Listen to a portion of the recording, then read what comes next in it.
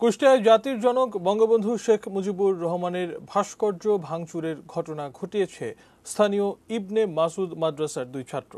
এ ঘটনায় ওই মাদ্রাসার দুই শিক্ষকেরও সম্পৃক্ততা পেয়ে মোট 4 জনকে গ্রেপ্তার করেছে পুলিশ। আর স্বরাষ্ট্রমন্ত্রী জানিয়েছেন, এ ঘটনায় উস্কানি দাতাদেরও চিহ্নিত করা হয়েছে। গত শুক্রবার রাত 2:16 দুই মাদ্রাসা ছাত্র কুষ্টিয়া শহরের 5 রাস্তার মোড়ে নির্মাণাধীন বঙ্গবন্ধুর ভাস্কর্য স্থলে আসে। এরপর ভাস্কর্যের গা ঘেঁষে থাকা মই বেয়ে উপরে ওঠে তারা। ব্যাগ থেকে হাতুড়ি বের করে প্রথমে বঙ্গবন্ধুর হাতের ও পরে মুখের অংশ ভাঙচুর করে। প্রায় 9 মিনিট পর ওই মই দিয়েই নেমে হেঁটে চলে যায় তারা। পুলিশ ওই ঘটনার 23 ঘন্টা পর দুই মাদ্রাসা ছাত্রসহ মোট 4 জনকে গ্রেপ্তার করেছে। রোববার বিকেল 3:30টায় কুষ্টিয়া পুলিশ লাইন্সের সম্মেলন কক্ষে সংবাদ সম্মেলনে এই তথ্য জানান খুলনা রেঞ্জ পুলিশের ডিআইজি ডক্টর খন্দকার মহিদুদ্দিন। যে দুজনকে ধরা হয়েছে স্টুডেন্ট, তাদের একজনের নাম হলো আবু বক্কর আর একজনের নাম হলো নাহিদ।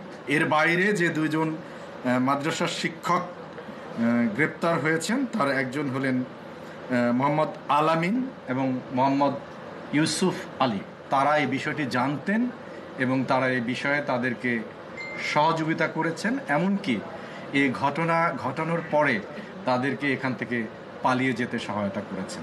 সিসি ক্যামেরার ফুটেজ বিশ্লেষণ করে প্রথমে দুই মাদ্রাসা ছাত্রকে জিজ্ঞাসাবাদ করে পুলিশ।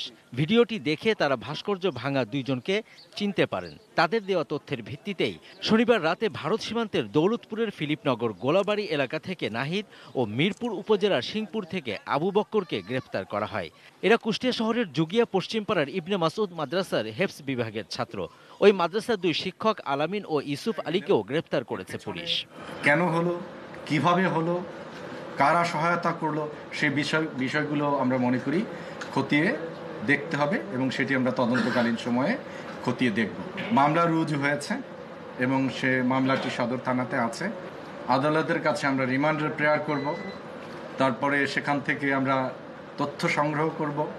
তথ্য সংগ্রহ করে আইনের যে পরবর্তী প্রসিডিংস যেগুলো আছে সেগুলো আমরা অনুসরণ করব, সুন্দর তদন্ত শেষ করব।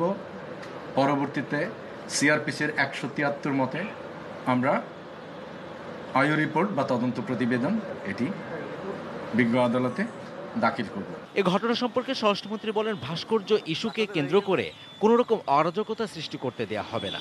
সচিবালয়ে নিজ দফতরে সাংবাদিকদের প্রশ্নের জবাবে স্বরাষ্ট্রমন্ত্রী একথা বলেন। আমরা কোনো ধরনের অরাজকতা বলেন, কোনো রকম ভাঙচুর বলেন, কোনো রকম একটা অরাজক পরিস্থিতির সৃষ্টি করতে আমরা দিব না। আমরা যদি কেউ মনে করেন তারাই অনেক শক্তিশালী হয়ে গিয়েছেন, এটা তাদের ধারণা ভুল। Javed Akhtar, ATN news, Dhaka.